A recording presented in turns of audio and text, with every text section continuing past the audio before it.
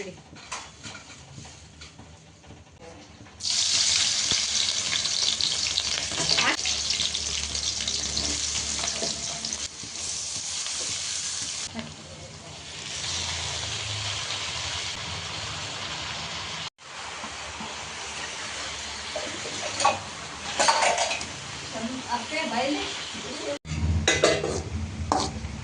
ಐತೆ ಅದರ ಮೇಲೆ ನಮಗೆ ರುಚಿಗೆ ಸಾಕಷ್ಟು ಸ್ವಲ್ಪ ಅಚ್ಚಕಾರ ಪುಡಿನ ಆ್ಯಡ್ ಮಾಡ್ತೀನಿ. ಅದಕ್ಕೆ ಒಗ್ಗರಣೆಗೆ ಹಾಕುವಾಗ ನಾನು ಹಸಿರು ಮೆಣಸಿನ್ಕಾಯಿನ ಒಂದು 3-4 ಅದಕ್ಕೆ ಬಂದಿದೆ ಸೊಪ್ಪು. ಇವಾಗ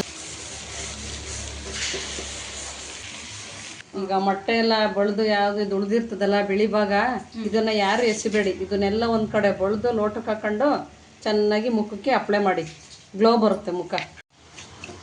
ಸೊ ಆಲ್ಮೋಸ್ಟ್ ಹೇಳಮ್ಮ ಎಷ್ಟು ಡಜನ್? ಈಗ ನಾನು ಇದಕ್ಕೆ 1 ಡಜನ್ ಮೊಟ್ಟೆ ಹಾಕಿದ್ದೀನಿ, ಜಾಸ್ತಿ ಜನ ಇರೋದ್ರಿಂದ. ಹಾಕಿ ಅಂದರೆ ಸ್ವಲ್ಪ ಮೊಟ್ಟೆ ಹೊಲ್ಸು ಹೊಡಿತದಲ್ಲ, ಇದುವರೆಗೂ